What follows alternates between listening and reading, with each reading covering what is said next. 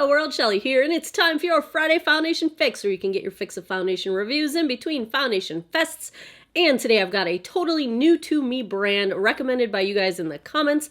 It is Osmosis, and this is the Performance Wear Satin Foundation. Comes in 7 different shades, retails for $48. You get 1 fluid ounce of product in a recyclable packaging. And I've got this in the shade Fair, which is the lightest shade. The description here is, our silky smooth satin foundation provides long-wearing buildable coverage with a lightweight feel on the skin. It features calming chamomile to provide anti-aging and hydration, while smoothing and plumping the skin to deliver a flawless, rejuvenated look. I did a little peek through the ingredients. This is a water dimethicone-based foundation. It does have some fruit extracts and some flower extracts and some chamomile in here. It does have ceramides, so there are some good anti-aging types of ingredients in here. I do not see fragrance listed in the ingredients, so there does not appear to be any additional fragrance. We will see if the foundation itself has a scent, but I'm a terrible judge of scent. My nose is not super sensitive, and unless it's really obnoxious, I generally don't notice it, so do not trust my judge of scent. I do not have a sensitive nose, and I'm getting over a cold, so my nose is all stuffy anyway, so don't listen to me. Let's talk a little bit about this brand, because they were totally new to me and I am impressed. So Osmosis is a brand that is very focused on non-toxic, healthy, clean ingredients, and most of their products are vegan, they are cruelty-free, and they also support sustainability, which is why they specifically mention that this is recyclable under Recycle number 7. They have a whole thing on their website about packaging and BPA and BPS-free bottling, natural and organic whenever possible, gluten-free. Most of the products are gluten-free and vegan. Like I said, they're also oncology-friendly. They've got a ton of information on their website about the toxins and the things that they don't include in their products and why you might want to not use them on your body. So I like that. That's good. Wow, words just lost. Gone. So I like what this company stands for, but let's take a look at this Osmosis foundation swatched against a few others in my collection. Swatch time! First up is today's foundation, the Osmosis Color Performance Wear Satin Foundation in shade Fair. Second is the MAC Studio Fix Fluid in NW10, very, very similar here. Third up, I've got the Estee Lauder Double Wear Stay in Place in 1C0 Shell. Fourth, I have the Charlotte Tilbury Magic Foundation in shade 2 Fair, which is a bit more neutral, less cool undertone. And last, I've got the Too Faced Born This Way in Snow. Starting out with a 44-year-old face, I have some sun damage, some fine lines, some large pores to deal with. My skin is normal to dry this time of year. I do wish this foundation came in some more shades, but we do have some nice packaging. We have the wonderful pump. It's kind of shiny. Like, I don't know if you're going to be able to tell. It's not exactly black. It's like a metallic black on the top of the pump here, which I'm a nerd. I like those kinds of things. Let's see how this goes. Wow, I almost totally missed the palette. Pretty thick, is not moving around too much. I'm going to go in on one half of my face with a sponge. This is a Real Techniques Miracle Complexion Sponge. Other side, I'm going to use Brush Real Techniques. What the heck is the name of this thing? It was just in my favorites. Expert Face Brush, because all my e.l.f. brushes are dirty. It's wintertime, we are in double prime mode. I put down some Bobbi Brown Vitamin Enriched Face Base as moisturizer, and then I went in with my Strivectin Line Blur Factor just on the areas where I have lines and pores, so like my cheeks, my smile lines, and my forehead.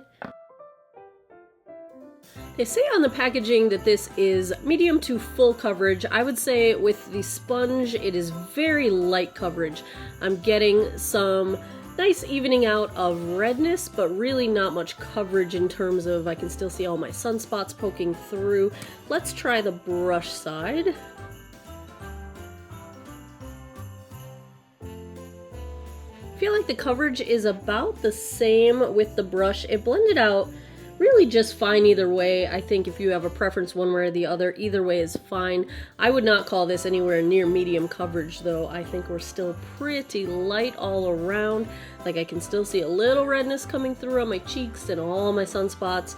I'm gonna try one more pump and we're gonna try and build this up just a little bit. That pump was a lot bigger than the first pumps that I put out. Holy cow.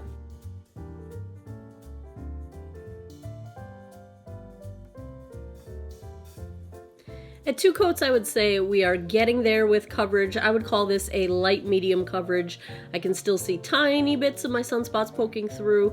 It looks very nice on the skin. I think the satin descriptor is very accurate. I don't see any issues with settling into lines or into pores.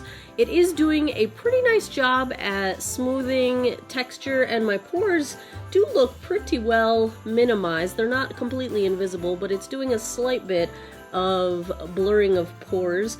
I like how this looks. It's a semi-luminous, just barely luminous sort of a satin finish, and it looks pretty good on the skin so far. So I am going to put the rest of my face on. Let's check the time. It is 2:56. Let's call it 3 o'clock. I'll be back in a minute. All right. We are back. No trouble blending anything on with this foundation. Concealer blended fine. I did end up setting it lightly with my Charlotte Tilbury Airbrush Airbrush Flawless Finish because it just stayed a little bit tacky and I didn't want to have trouble blending powder over it. So on the rest of my face, I'm wearing all the usual suspects: Balm, Desert Bronzer, Natasha Denona Super Glow, Nipple Blush, and yeah, I'm liking how this looks. I think the color is a really good match for me this time of year. However, if you are more pale than I am, this is probably going to be too dark for you because, you know, I'm not the lightest of the light. I'm not the palest of the pale. I'm just pretty pale. So the shade Fair, this is the lightest shade. So if you're paler than me, it's going to be hit or miss. You might have to mix it, but otherwise, I'm very happy with this. Even setting it with powder still has that luminosity showing through, that sort of satin finish. I like the finish of this. I'm having no settling into lines. Nothing is enhancing things that I don't want enhanced. Thumbs up so far. On my eyes, I just want to do, I'm playing with these C-Color Cosmetics palettes, these dupe palettes, and this one's called Birthday Wish, and I looked at it and I was like, what is this a dupe for? The Kat Von D Anniversary Palettes. So if you missed out on the 10th anniversary palette from Kat Von D, go pick you up the C-Color version. I will have everything that I'm wearing linked down below in the comments. On my lips, Pat McGrath, Too Much Money for Lip Gloss, love it. Flesh, has something to do with flesh in the name. Why are these stickers so small? Flesh Fantasy. That's where we're starting out. 3 o'clock's the check-in time. I'll come back in a little bit with a daylight check-in, and I'll be back at the end of the night with my final thoughts. Hey guys, it's only been 30 minutes, but the light looked so nice outside. I thought I would get my daylight check-in while the light looks good. So this is direct sunlight, and I think it looks very nice. 11:58 p.m. That puts us 2 minutes shy of the 9-hour mark. And let's take a look at how the Osmosis Color Performance Wear Satin Foundation held up.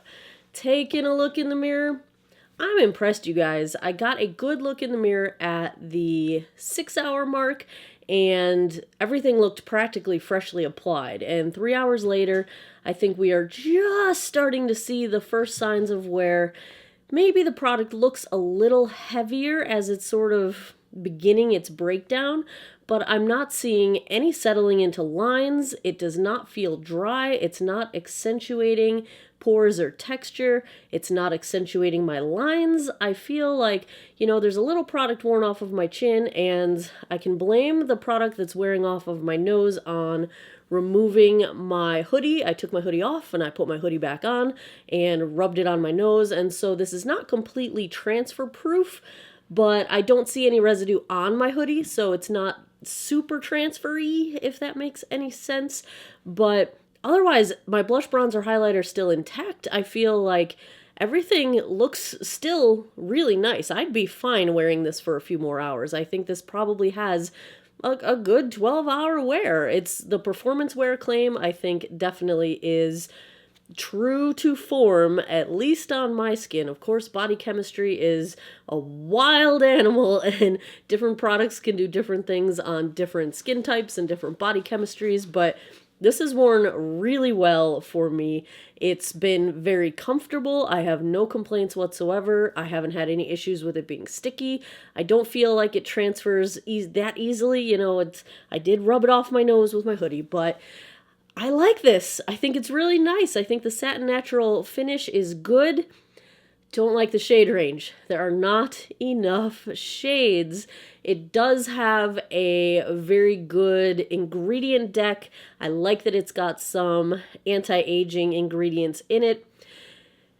With everything I like, with the performance, with the finish, it is very, very, very, very pretty.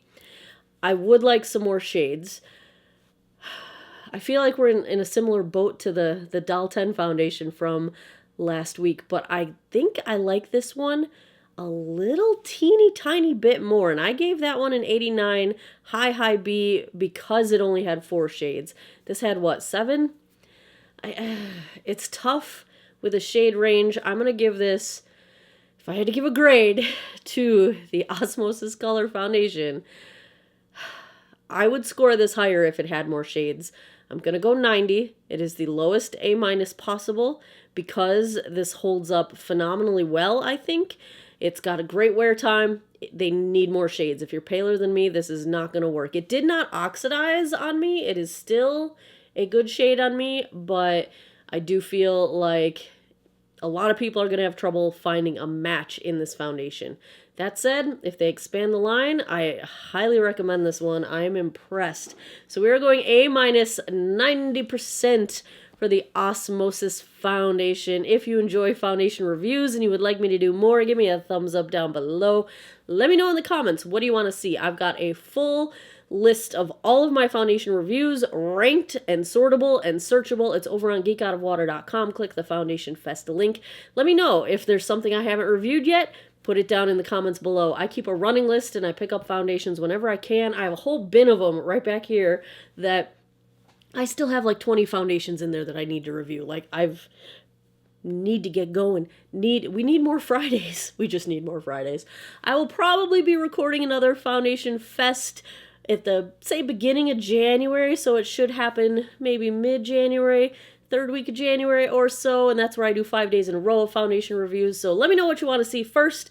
If I haven't reviewed it yet, pop it down in the comments. I will try to get my hands on it. This one was recommended by you guys, and holy good recommendation, Batman. I love it. As always, thanks a lot for taking some time out of your day to geek out over makeup with me. I appreciate it. I hope you guys all have an awesome day or night wherever you are in the world. Take care of each other. Bye-bye.